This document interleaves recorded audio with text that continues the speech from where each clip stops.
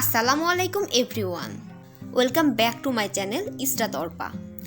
নতুন আরও একটি পর্বে আপনাদেরকে ওয়েলকাম। মাংসের বিরিয়ানি তো আমরা অনেক খেয়েছি, তাই আজ দেখাবো ডিম বিরিয়ানি। ডিম বিরিয়ানি তৈরি করতে তেমন কোনো মশলার প্রয়োজন হয় না, ঘরোয়া স্টাইলে সবথেকে সহজ পদ্ধতিতে রেসিপিটি তৈরি করে দেখাবো। তাই প্রথমে আমি কিছু ডিম সেদ্ধ করে নিয়েছিলাম, সেই ডিমগুলো এখন আমি ভেজে নিব। তো এ পর্যায়ে ডিমগুলো আমি উল্টিয়ে পাল্টিয়ে ব্রাউন কালার করে ভেজে নিব। আর ডিম ভাজার সময় একটা সাবধানতা অবলম্বন করবেন যাতে গায়ে তেল ছুটে না পড়ে। তো এ পর্যায়ে ডিমগুলো ব্রাউন কালার হয়ে গিয়েছে, তাই আমি এগুলো এখন নামিয়ে নিচ্ছি। আর সে একই তেলে দিয়ে দিচ্ছি কিছু পরিমাণ ছোট সাইজের আলু। এই আলুগুলো আমি ব্রাউন কালার করে ভেজে নিব। বিরিয়ানিতে আলু দিলে বিরিয়ানির স্বাদটা আরও বেশি বৃদ্ধি পায়, এর জন্য এখানে আমি কিছু আলু দিয়ে দিব। তো এ পর্যায়ে আলুগুলো ব্রাউন কালার হয়ে গিয়েছে, তাই আমি ওইগুলো নামিয়ে নিয়েছি। আর দিয়ে দিচ্ছি 1 কাপ পেঁয়াজ কুচি। এই পেঁয়াজগুলো আমি ব্রাউন কালার করে ভেজে নিব।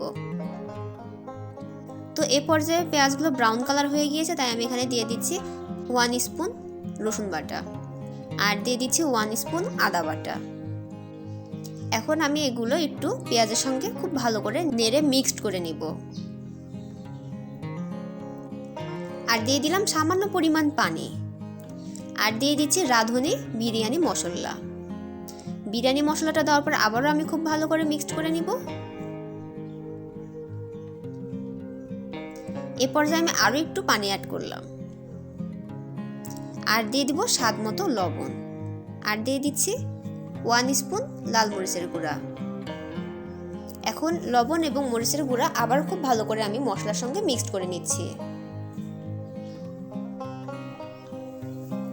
এখন আমি ভেজে রাখা আলুগুলো এখানে দিয়ে দিচ্ছি। আলুগুলো দেওয়ার পরে আমি আবারও সামান্য পানি দিয়ে দিলাম। আর এই মশলার সঙ্গে খুব ভালো করে আমি এটা মিক্সড করে নিচ্ছি। তো এখন আমি মশলার সঙ্গে আলুটা একটু কষিয়ে নিয়েছি। আর দিয়ে দিচ্ছি ভেজে রাখা ডিমগুলো। এখন ডিম দেওয়ার পরে আলু এবং মশলার সঙ্গে খুব ভালো করে মিক্সড করে নিতে হবে। তো এই পর্যায়ে আমি আলু এবং ডিম একটু কষিয়ে নিব। তো মোটামুটি আমার কষানো কমপ্লিট হয়ে গেছে, এজন্য আমি এখানে দিয়ে দিচ্ছি কিছু পরিমাণ পানি।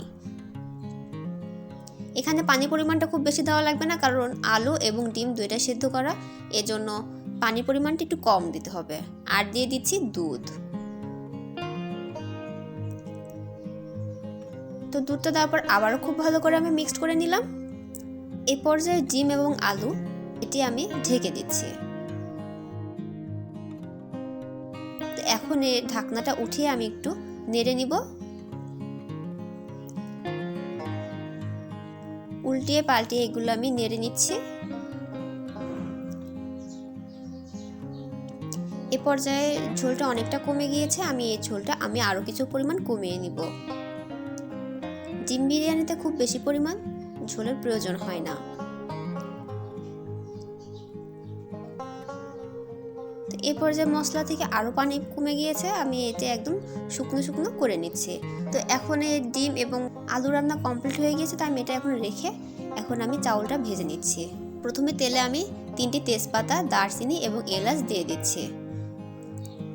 আর এগুলো আমি এখন একটু তেলের সঙ্গে মিক্সড করে নিচ্ছি। আর দিয়ে দিচ্ছি 1 কাপ পেঁয়াজ কুচি। এখন এই পেঁয়াজগুলো ব্রাউন কালার করে ভেজে নিব। এর জন্য আমি একটু নেড়ে মিক্সড করে নিচ্ছি। তো এ পর্যায়ে পেঁয়াজগুলো ব্রাউন কালার হয়ে গিয়েছে, তাই এখন এখানে আমি দিয়ে দিব পোলাওয়ার চাউল। এখানে আজকে আমি 500 গ্রাম চাউলের বিরিয়ানি রান্না করে দেখাচ্ছি। তো এখন সেই চাউলগুলো এখানে আমি দিয়ে দিচ্ছি আর খুব ভালো করে পেঁয়াজে এবং মশলার সঙ্গে মিক্সড করে নিচ্ছি।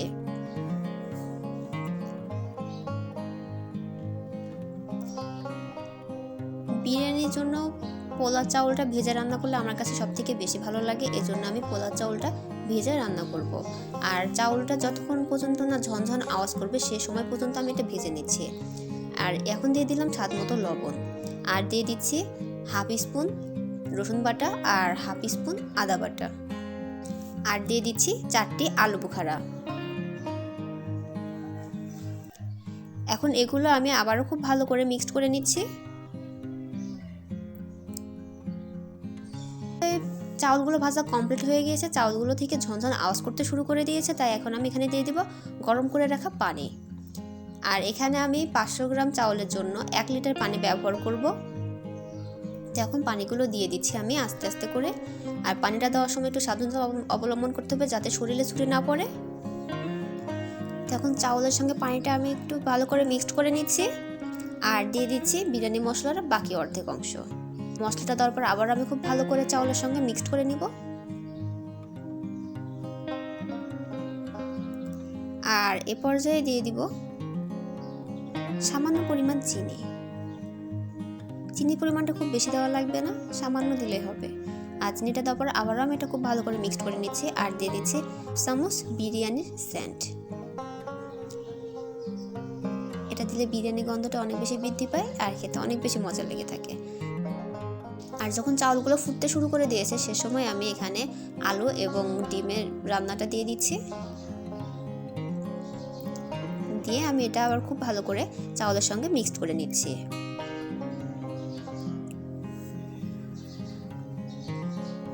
তো মিক্স করা হয়ে গিয়েছে, তাই এখন এটা আমি ঢেকে দিচ্ছি। তো কিছুক্ষণ পর এটা আমি উঠিয়ে আবার একটু মিক্সড করে নিচ্ছি।